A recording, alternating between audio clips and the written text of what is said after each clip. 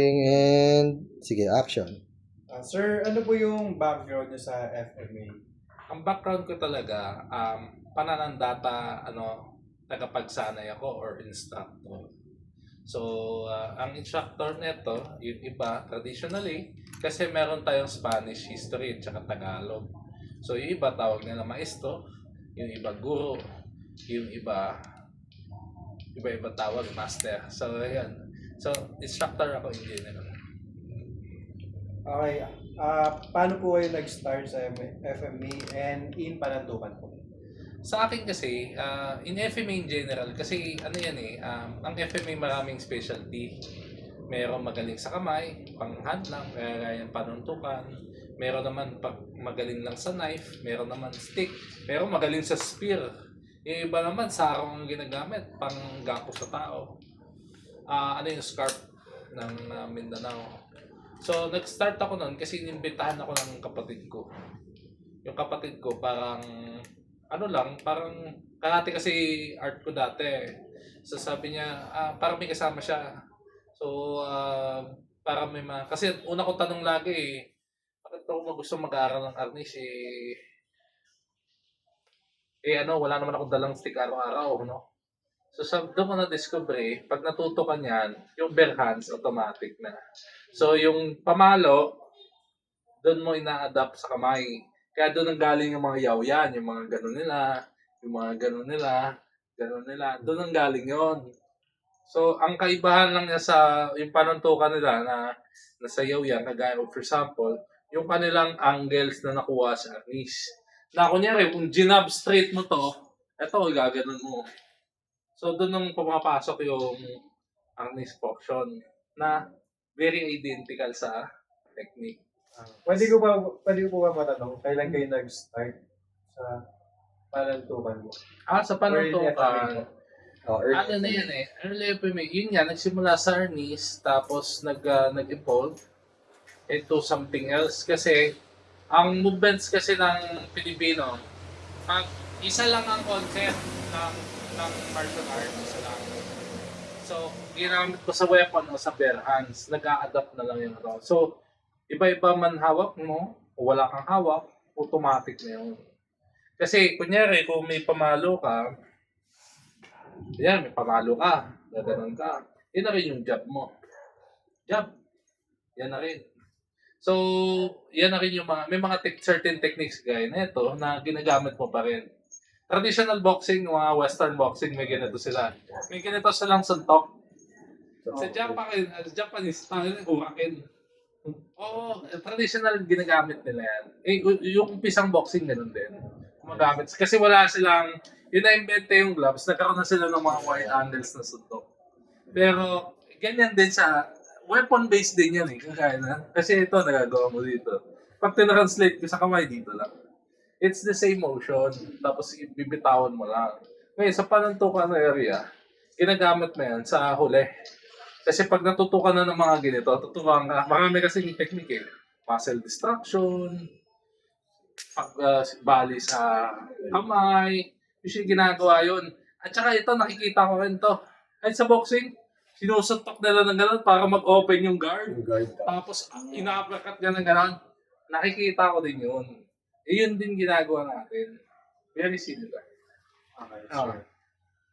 How do movements in Panantukan speak? Can you describe how certain gestures or flow of movement convey meaning beyond their combat function? Sa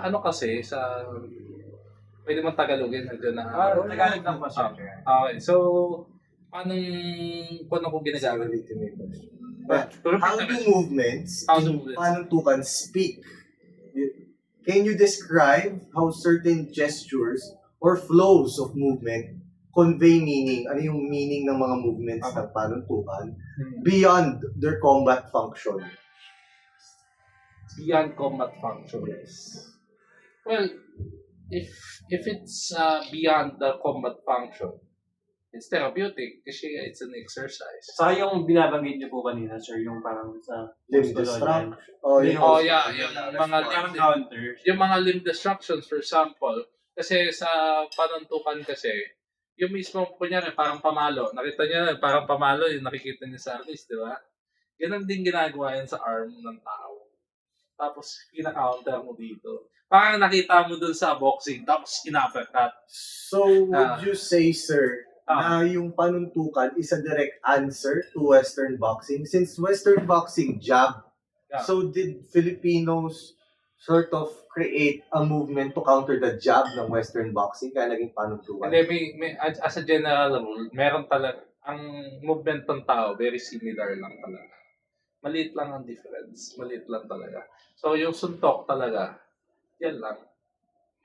So, kung kasi yung palo, yung palo kasi, saksak, at suntok, magkamuka, yung ito mo angle. Yung trajectory, titignan mo. So, kung igaganon ko to, iliko ko man, isa lang siya.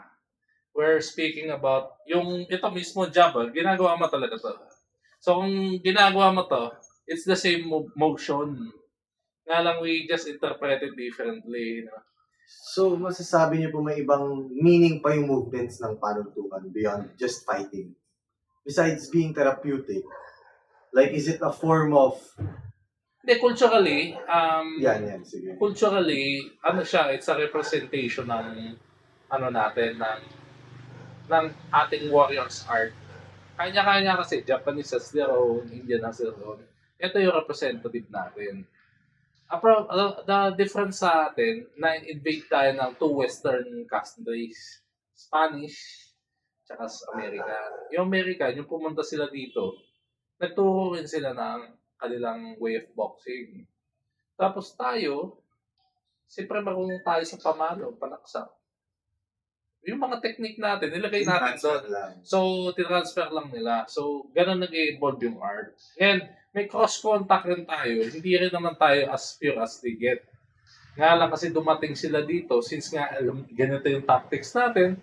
So, inadapt natin sa suntok. Although nagsusuntukan na rin tayo, napapanuntukan na tayo noon.